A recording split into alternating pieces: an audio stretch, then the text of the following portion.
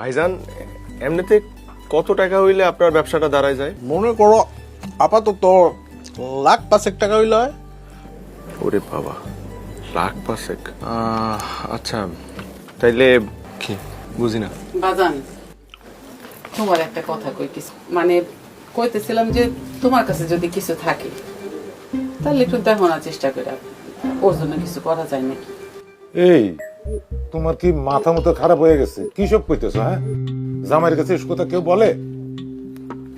আব্বা থাক, সমস্যা নাই, আম্মা তো নিজের পোলা মনে করে আমার কথাটা কইছে। ভাইজান তাইলে আপনি আগামী সপ্তাহে আমার কাছ থেকে 5 লাখ টাকা লয়ে যান, আমি ব্যবস্থা করে রাখুন। এই মা, তুমি দাঁড়ায় রইছো কেন? তুমি ওর মাছের মাথাটা দাও। আরে শর্ট সিঁড়ি শর্ট কি করে না করে নাও দাও মাথা রাখো, একটা চামচ দে, উঠা দাও মা, উঠা দাও। না আমার তো জায়গা নাই, আপনি তো উঠে আইলেন। না, মাছের মাথা উঠে দেন, আপনি বহেন। না না ভাইজান আপনি বহেন, মাছের মাথা উঠুক। কি ব্যাপার, আপনি অন্ধকারের মধ্যে এখানে বসে আছেন কেন? কি হয়েছে কোন আমারে?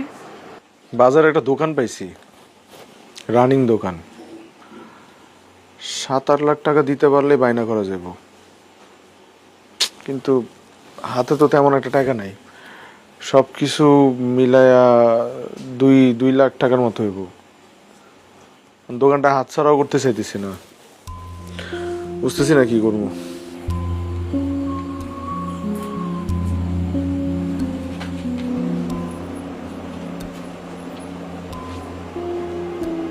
আপনি চিন্তা করেন না তো, আপনি ভাইজানের কাছেই তো 5 লাখ টাকা পান, আর রিক্তার জামাইয়ের কাছেও তো কিছু টাকা পান। এই সব টাকা মিলাইয়া তো আপনার ব্যবসা টাকা উঠে যাব না? তো ওনাদের কইলে কি এখন টাকা দিব? ও মা, দিবে না কেন? আপনি ওনাদের বিপদের সময় ওনাদের পাশে ছিলেন না? তো আপনার যখন দরকার পড়বে ওনারা কেন দিবে না?